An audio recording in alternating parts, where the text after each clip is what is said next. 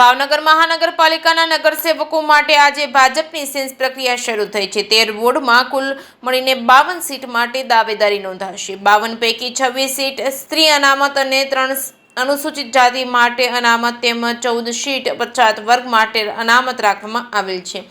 અનુસૂચિત જાતિની 3 સીટ પૈકી 1 સીટ સ્ત્રી અનામત છે, જ્યારે પછાત વર્ગની 14 સીટમાંથી 7 સીટ સ્ત્રી અનામત માટે રાખવામાં આવેલ છે। જે કે સિંગુરત સાથે હિરેનભાઈની ભાવનગર।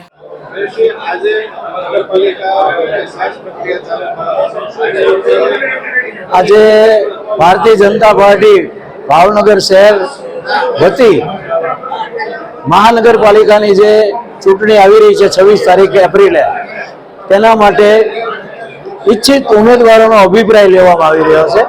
ખૂબ સારી વ્યવસ્થા છે પાર્ટી દ્વારા, અને અમારા શહેર પ્રમુખ શ્રી, મહામંત્રી શ્રી પણ હાજર છે અને પ્રદેશમાંથી વરિષ્ઠો અભિપ્રાય લેવા આવ્યા છે। ત્યારે નાનામાં નાના કાર્યકર્તાને પણ તેઓ સાંભળવાના છે, વ્યવસ્થિત સાંભળવાના છે, અને સાંભળીને પછી ટોટલ બધાનો અભિપ્રાય લીધા પછી નિર્ણય જાહેર કરવાના છે। ત્યારે આ પાર્ટીએ કરેલી વ્યવસ્થા માટે હું પાર્ટીને એક ઘનિષ્ઠ કાર્યકર્તા તરીકે, સિનિયર કાર્યકર્તા તરીકે આવી વ્યવસ્થા કરવા માટે કાર્યકર્તાઓ વતી પણ હું ખૂબ ખૂબ અભિનંદન આપું છું।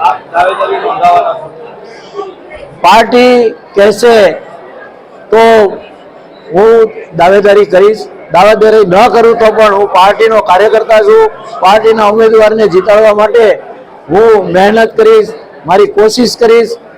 અમારી પાર્ટીએ કરેલા કામ, સત્તાધારી પાર્ટી ભારતીય જનતા પાર્ટીએ કરેલા કામને લઈને પબ્લિકની વચ્ચે જઈશ, અને એનું પરિણામ સ્વરૂપે અમને ખૂબ મોટી લીડ મળવાની છે, ખૂબ સારી એવી સીટો મળવાની છે। ત્યારે મને ગર્વની લાગણી અનુભવાય છે।